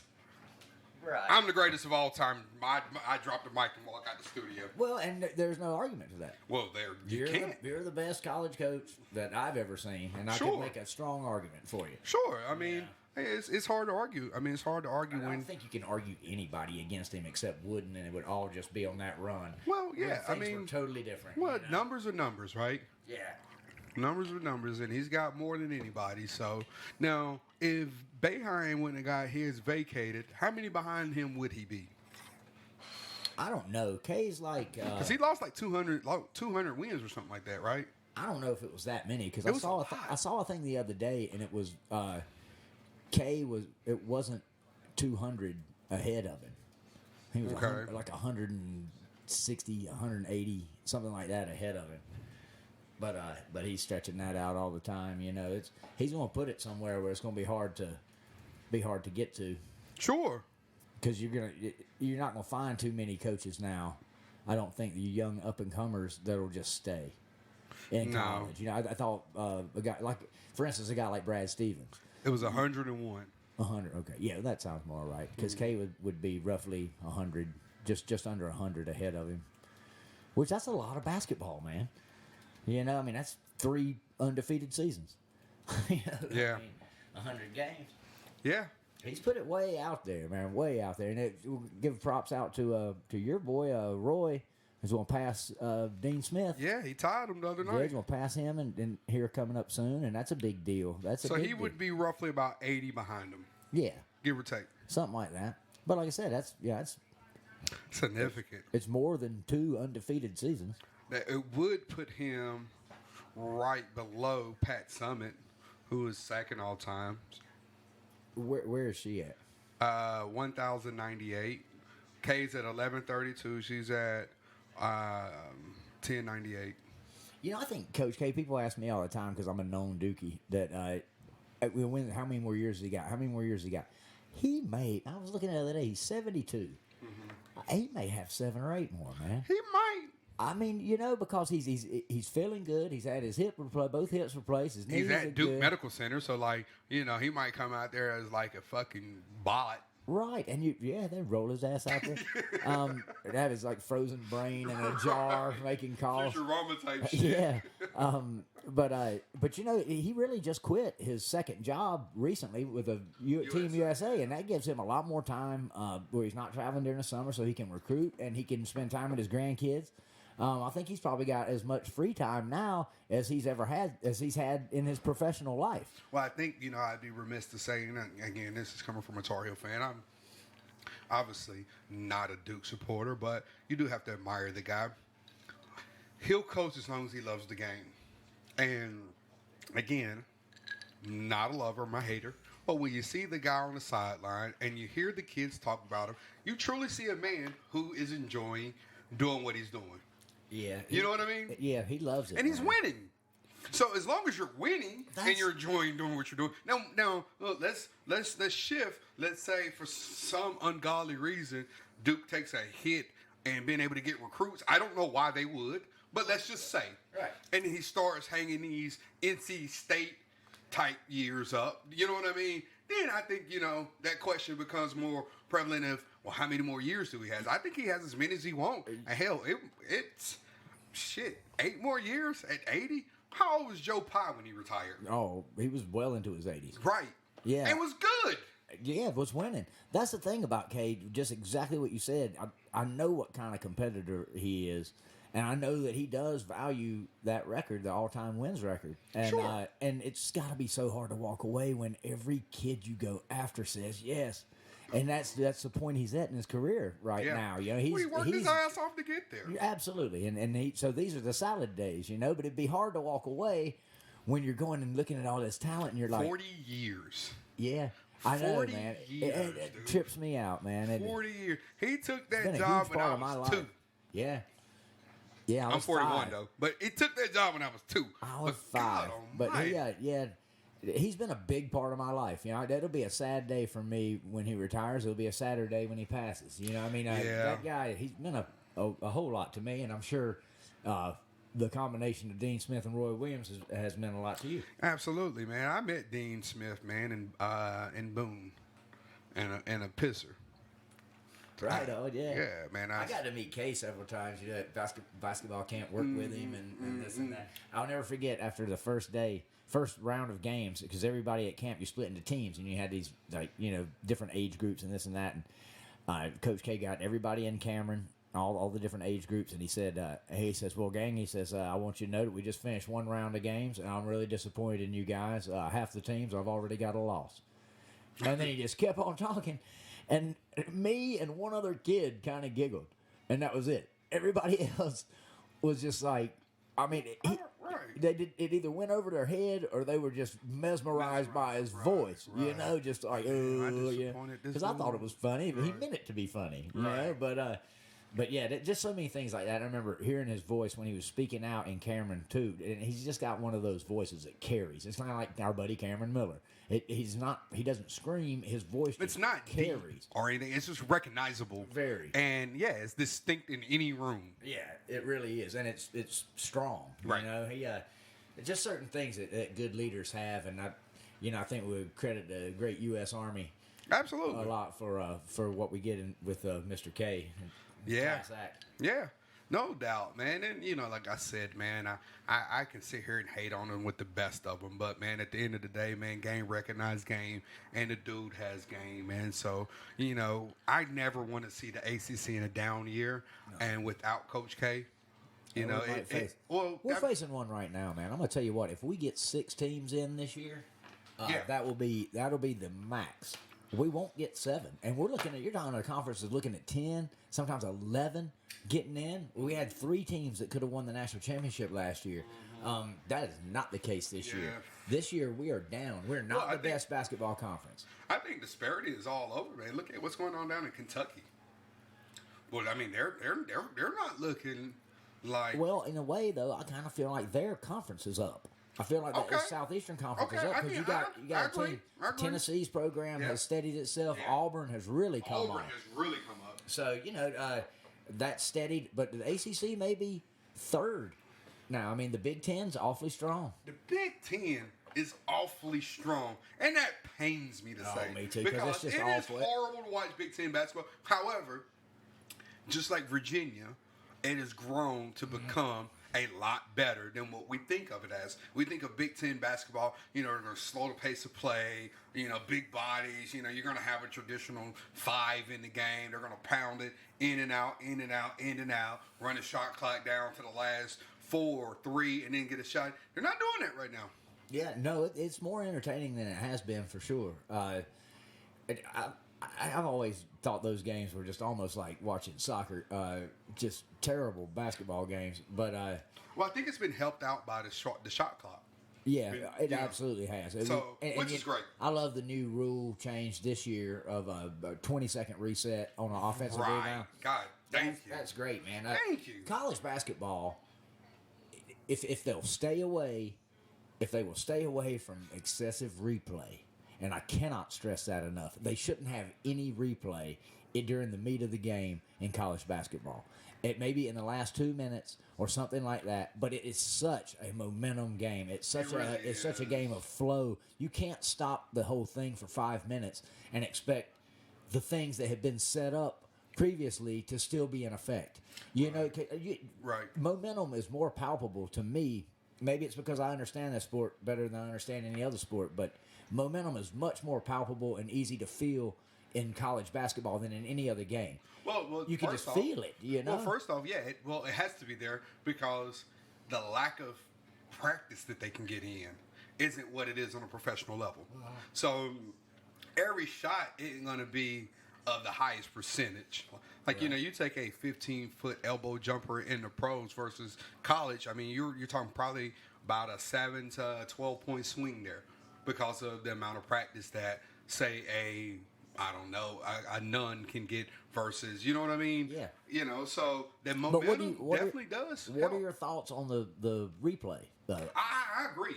I definitely agree. I don't like replaying in a lot of games. Me either. I hate it kind of. I would almost amend what I said earlier, like limited replay in the last 2 minutes. Mm-hmm. Just certain things, because it just gets ridiculous. If we're going to start going down and figuring out if this is a block or a charge, forget it. That right there should never be replayed. No. That should never be replayed, in my opinion. Right. In my opinion, I like when they put the zone down there.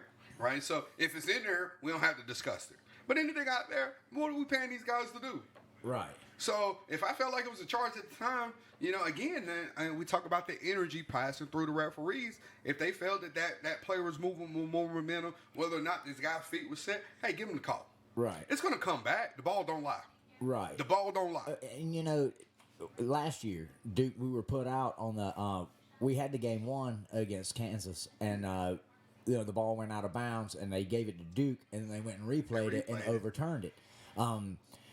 That pissed me off in that being a fan. In that the year before, when we got put out by whoever it was, I can't remember. We had the game. We were up 2, and I forget who it was for the opponent. God, I wish I remembered. I wish I had wrote something down. But I didn't know we were going to talk about this. Well, but yeah, it's fine. But whoever it was, the opponent barreled down the lane, and Wendell Carter. Who's on my fantasy squad? Killing it right now. Wendell Carter took number 6 in his position right now. He took Bowler cat for me. Dude, he's amazing. I thought he was better than Marvin Bagley on that team. Bowler cat for me, dude. He is a bowler cat for me. But he took as pretty a charge as you'll ever see, and that would have given us the ball under a minute with a 2-point lead, and then they called a charge, and that wasn't reviewed. So the next year when it happened, and we got the call, I was like, word, and then they're like, oh, it's under review. I'm like, God almighty. I mean, it pissed me off. Right. There is a human element in basketball. Growing up, we've all seen, in all sports really, but we've all seen, you've seen your Tar Heels lose games on terrible calls. Absolutely. You've seen your Tar Heels I've seen them win a national championship. You've seen them well, it wasn't a terrible call. It was the right call, but, nonetheless. But you've seen them win games on terrible calls. Sure. Me too. Me too. As a Duke fan, we've won games on awful calls. Absolutely. The 4 years that we had Shane Battier. Oh, man, y'all took more charges than damn pizza. No doubt, man. That kid, and he was amazing. And one thing that bared that out to me, because I always thought it was crazy, because he certainly got some that were blocks. I think in general, probably 70% of those calls are blocks. In reality, they're not called that way. It's probably closer to 50-50. Oh, did you see that? IT just pushed the ref. This dude has been bugging out lately. Did you see him go up into the stands a couple weeks ago? He just pushed the referee. Well done. And tossed his ass out of the game. I mean, he literally pushed a referee. Right, but I was saying with Battier was he there were certainly ones that he got, calls that he got, but when he went to the combine, and the year that he came out, there were some great athletes. It may have been the year that LeBron came out. Right, there go his son. Speaking of LeBron, he's on ESPN too today. I think they may have come out the same year. Yeah. But at the combine, Battier had, and by a good bit, it was amazing. He had the best, the lateral movement, the slide. What do they call that? Do you know what I'm talking about? What are you talking about? From one line to the next. Yeah. Moving laterally. His numbers, his time was faster than everybody by a good bit. And I thought, well, that's how you pick up charges. Just slide right there and stop. I'm here. Yeah. He was great at it. Yeah, he was an amazing player, and I think he's an amazing person. I really at one point thought he'll be the first black president. I disagree. I thought it would have been Will Smith. Okay, I'd vote for Will Smith today. Who wouldn't? I think I've said for years a Will Smith, Tom Hanks card. Oh my God! And I would feel great because it's been decades since I voted for anybody I really liked. And I like both of those two. Those guys. Right, I like those two guys. Jesus Christ, man. Hey, Big Willie, if you're listening, holla at your boy Tom, man. Y'all get on this car, man. Let's get that goon up out of here. I know we don't want to speak about politics, but it is what it is. You heard it. I think we might have to go Tom Hanks as the president. And Will as the vice. Sure. Because of age. Because of age. Right, so then when Hanks ages out, we go... Then we can get Willie, we get the best of both worlds. He can bring in Carlton. No, I don't want Carlton, man. I want Carlton as the vice president. No. Can you imagine Carlton doing this little dance? I don't think America's ready for an all-black ticket. Well, I think we need to throw a hunky on there somewhere. But who's another beloved hunky? If we market it right, Carlton... As Carlton, one of my favorite episodes. As a character? No, all right, hold on. So after it's all over and Will Smith gets to run, could we not throw like George Clooney? Clooney would kill it. He would kill it. He'd get all the black vote and all the women vote. Right, it'd be on. Every brother I know fuck with George Clooney. Right. Like Clooney that dude. Like he that dude, right? I mean, for a while, we didn't think no woman was gonna ever tame him. And I was like, yo, he out there doing it huge in Hollywood. Yeah, man, you got like that. But yeah, that's basically our little rant on politics. I just wanted to say that I would enjoy voting for someone I liked for a change. No doubt. So, no, but I was going to say was there was an episode where Carlton and Will were driving through the mountains and they got pulled. And Will was trying to convince him that we got pulled because he was black. And Carlton just couldn't get it through his head. You know what I mean? He couldn't grasp it. He couldn't grasp it. He was like, well, Will, I mean, we shouldn't have been driving so fast. And he was like, oh, dude, had nothing to do with that, man. We're in this type of car. Well, the cop said this, and he just couldn't grasp it. So I think America would stand behind that kid. But anyway, man, I digress, man. Let's get off of that note, man, and get back on why we're really here, man. It's to review the wild card weekend with your boy Reggie Nobles and my main man Pinhead. I think we've covered it pretty well today, man. And you know, guys, this thing is coming to an end today. I sure had a lot of fun. But it's not coming to an end this season. We'll still be with you, man, as much as possible. We're going to talk about some fun stuff. We're going to do our best to have some really good guests. You know, what did you just see there? McCaffrey, oh yeah, two positions. Yeah, what? Yeah. Receiver, and well, he caught over 1,000 yards receiving and running back. Wow. So, fun fact, man, the last time the NFL saw a player have over 1,000 yards rushing and 1,000 yards receiving, that team also had was top 5 in sacks. It was the Rams, and they won the Super Bowl. Well, we only won 5 games. Frank got 5 games. He's not a wide receiver. How does he make the Pro Bowl at wide receiver? He's not a wide receiver. All Pro. Oh, well, still. All Pro. Yeah, well, you know, I don't know, but hey, shit, they gave it to him, and we'll take it. I mean, you know, man, Dude, I'm not putting him down as one of the best seasons ever by a running back. Really, but is, he's not man. a wide receiver. And it just, he's not. It kills me because, you know, all of that production wasted. 5 games. We won 5 games. And these careers are awfully short. God, they are, man. You know, we put a lot of tread. We took a lot of tread off those tires, man. Put a lot of miles on that engine, man. And God willing that he can get us maybe, you know, he's going to get paid. You know, he's an amazing player. But you got to believe, I think, Nobles, that he's no more an amazing athlete than Todd Gurley. Nah. And how fast that ended. Fast that went. Right. So, I mean, if I'm the Panthers who drafted at 7, I'm looking at, you know, maybe not in the first round, but maybe trying to find, you know, second or third round talent to spell him, to take some of that workload off of him. I mean, and utilize him more in the passing game. Mm-hmm. I'd like to see him get a bigger back. Sure. So you know, the whole theory there is, let's not let him take, because he takes blows from bigger guys that are just enormous. Let's get him in some one-on-one covers with some DBs. Yeah. You can take those hits a lot longer. Sure. I mean, I don't agree with him making an all-pro at wide receiver because he's not one, but I would almost like to see him as one in a whole lot of sets. I think he would excel in like a Edelman, Wes Welker type role. He's got the hands. We obviously just saw that. You know, I mean, and look at the lineage where he comes from, man. So you're going to go with the Panthers to win more games than the Redskins next year? Man, I'm going to have to. Okay. I'm going to have to. But, you know, and speaking on that, though, I'm going to take the Redskins. I was thinking about that, though. I'm glad you brought that back up real quick. That Washington Redskins team is very similar to the team that Rivera took over with, you know, the Panthers. You know, him and Cam will forever be tied together because Cam came in the same year as he did, and we saw how that worked out. So I think if anybody he's in a little understands, bit better spot, I think, with Haskins because that's not his dude. Well, no, you know what I'm saying. If it doesn't pan out, then he can. You know what I'm saying. He's not. Right. He didn't make the call to pick like he did Cam. He sign off on it. You know? Sure. But so you know, got a little more wiggle. I think they're close in stature. Yeah. I don't know about in talent.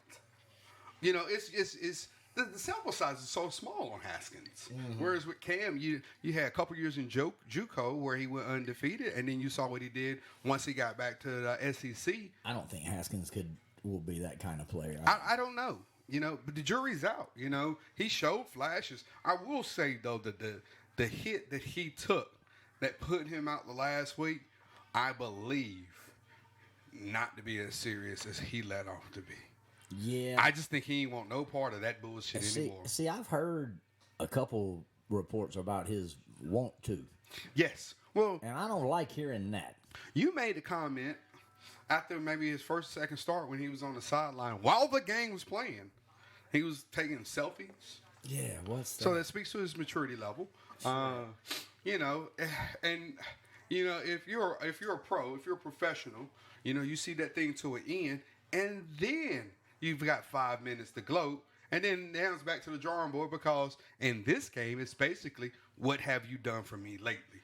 Nobody remembers last week's win. Right. Nobody does. Ask Kyle Allen. Yeah.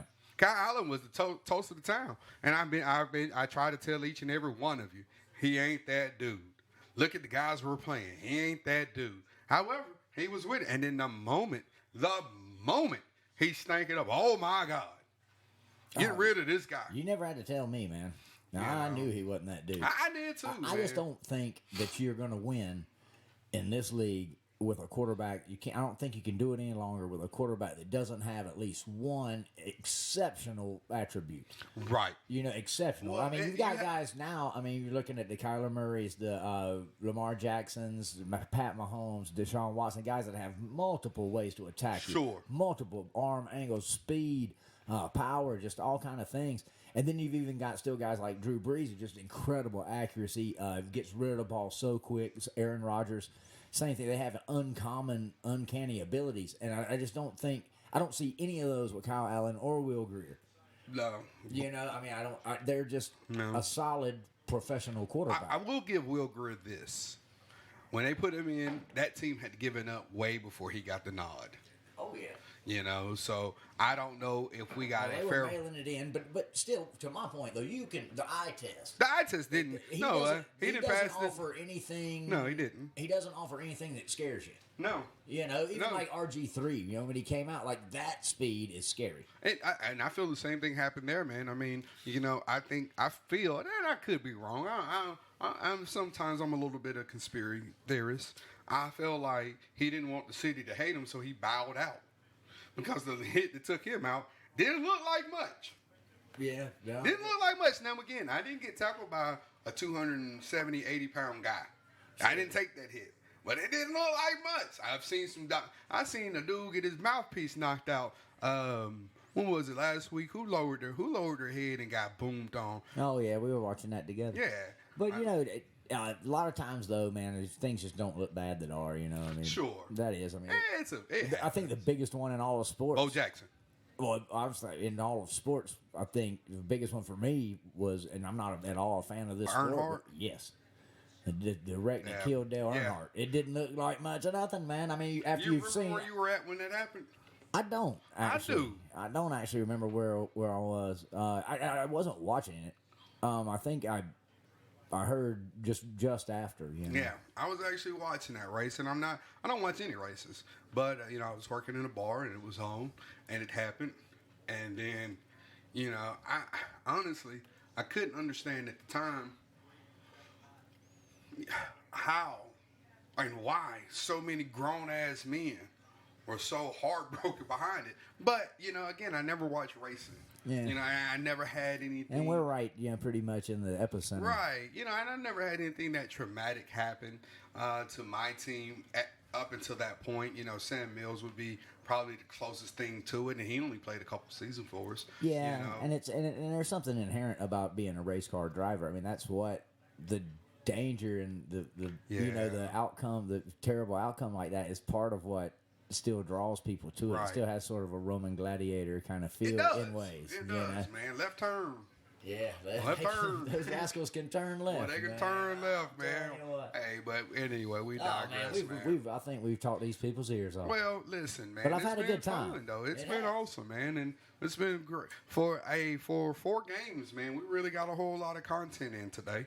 Yeah, and I want to remind everybody to come party with me for my birthday on January 11th at the Century Park Tavern with Jesse Ray and Katie Marie Carter. Going to tear it down. It's going to be really good, man. And then I like to go ahead. Will you come have a drink with me? I'll come have 2. You have a double. I have 2. You guys now have no excuse, as Nobles and the Pinhead will be in the house. That's right, man. And like I said, dude, the season is coming quickly to an end. We've got a few more weeks of football, but we're still going to keep this thing running.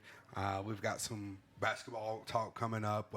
Hopefully we have some really good guests. I know your friend, my new friend from the Barnyard Stumpers. Oh, Casey Miller.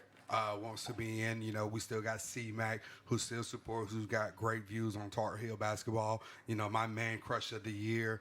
And then many others, man. So we'd love to have more input, man. And this year, man, now that we've got a whole season on our belt, maybe we look to do this thing live.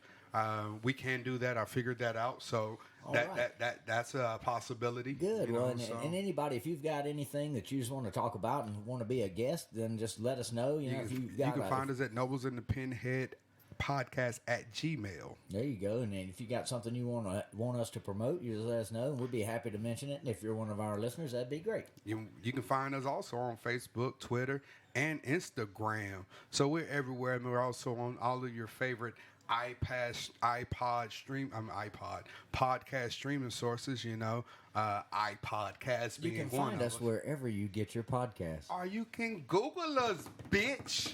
Anyway, man, let's go and get up out of here, man. My man is finished up with his last words. I've got my last words. So for the No Longer With the Stat G, my man, the Pinhead, this is your boy Reggie Noble saying peace. Cheers. Later.